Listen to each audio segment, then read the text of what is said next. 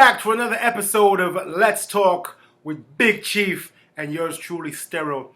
Today we're going to delve into some geopolitics and speak specifically about the recent insurrection that took place in Brazil when you had citizens of that particular country storming a presidential building.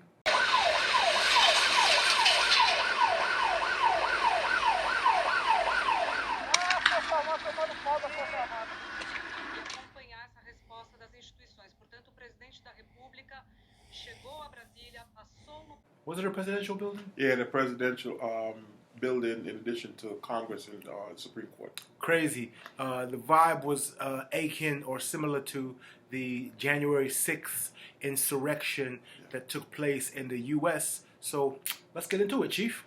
Hey, I want to say hello to everyone that support us and thank you. So basically what happened is the supporters of Jair Bolsonaro, the former president that lost actually the election, the runoff election against Luiz da Silva of Brazil on October 30th. Well, his supporters have been camped out in front of the presidential campus, in addition to the military bases, saying that the election was stolen. So it's a eerie similarity to Trump, claim that the election was stolen. And it's funny that Bolsonaro, he's also a Trump supporter. He's aligned, to Trump in terms of right wing, and anything that Trump did, he follows suit. So he was known as an ardent Trump supporter. So with that being said, his supporters stormed the presidential palace, in addition to the Congress and Supreme Court.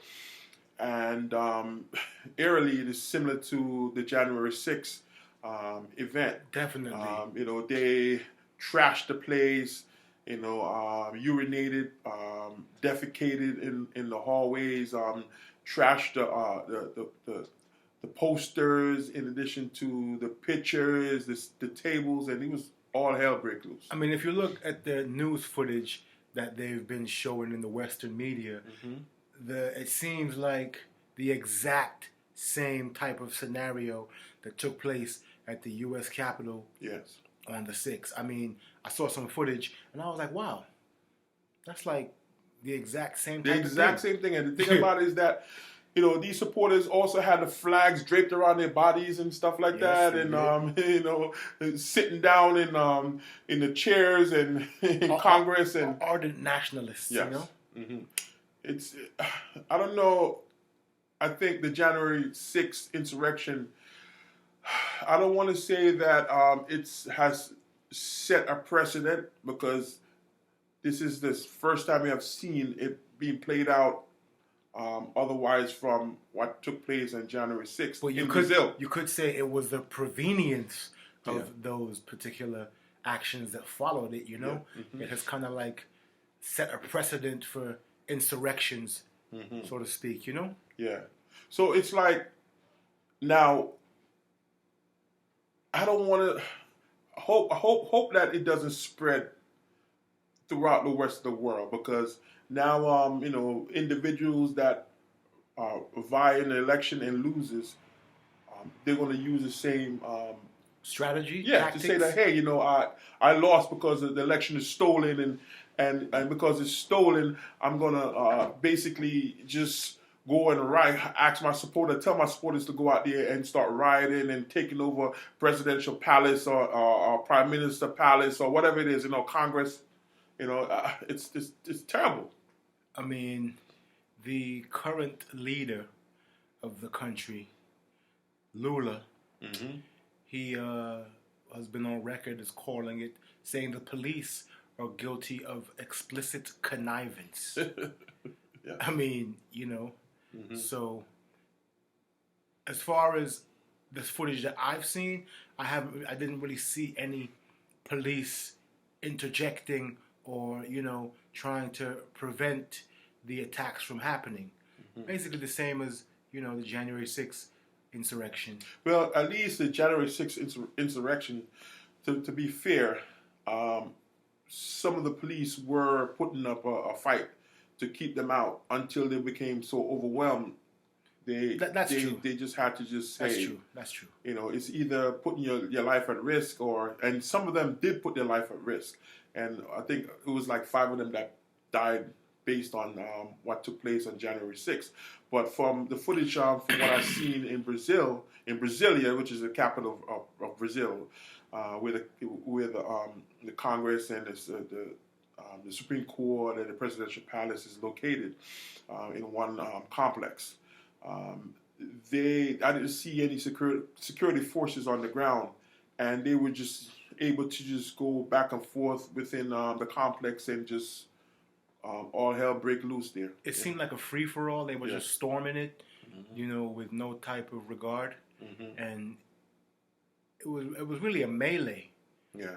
Yeah. And for the news media to just catch it and distribute it, and we see it like the way we did, unadulterated. Yeah.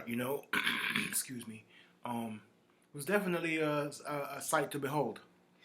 And the thing here is, when it comes to Brazil, we know the Brazilian politics is a very combative politics.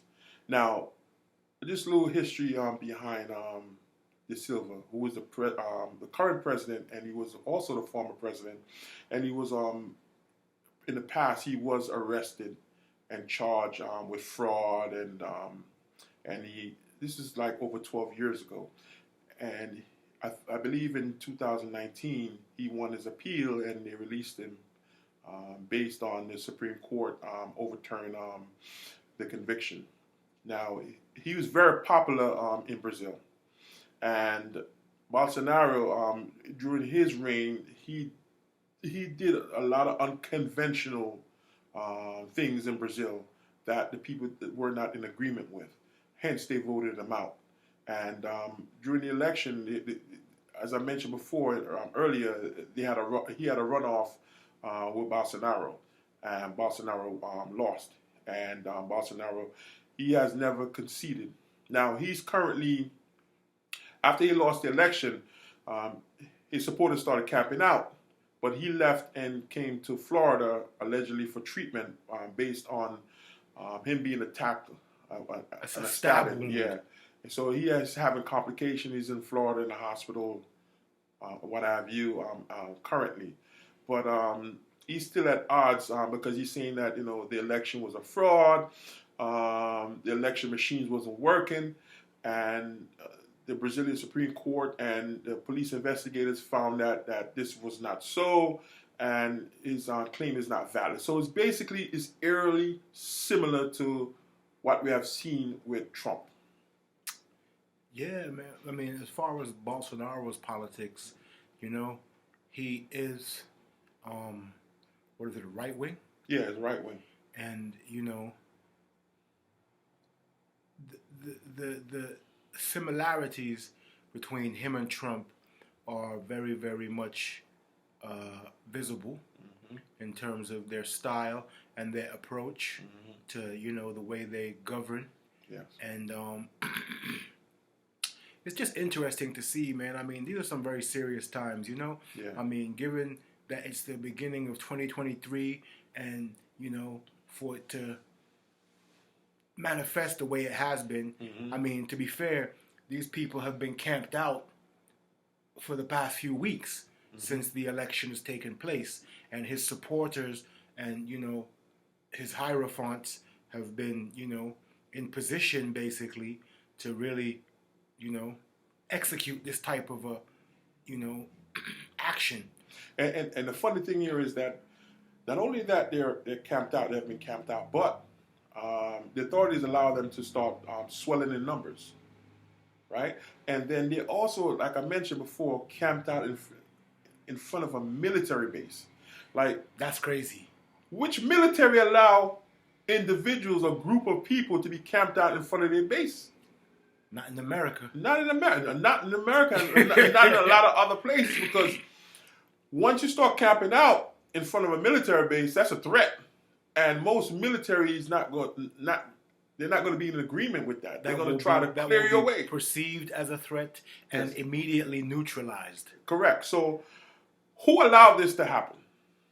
You know, it's alleged that over 1,500 individuals have been arrested, and they're going after more. But what about the powers that be that allow the encampment in front of the Congress, in front of the presidential palace and the Supreme Court and the military base and what have you? Who allowed this?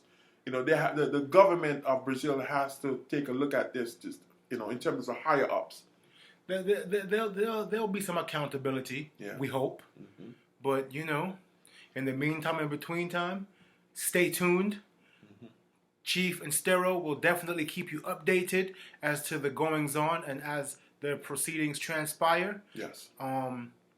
Like, subscribe, and share. And until next time, bless.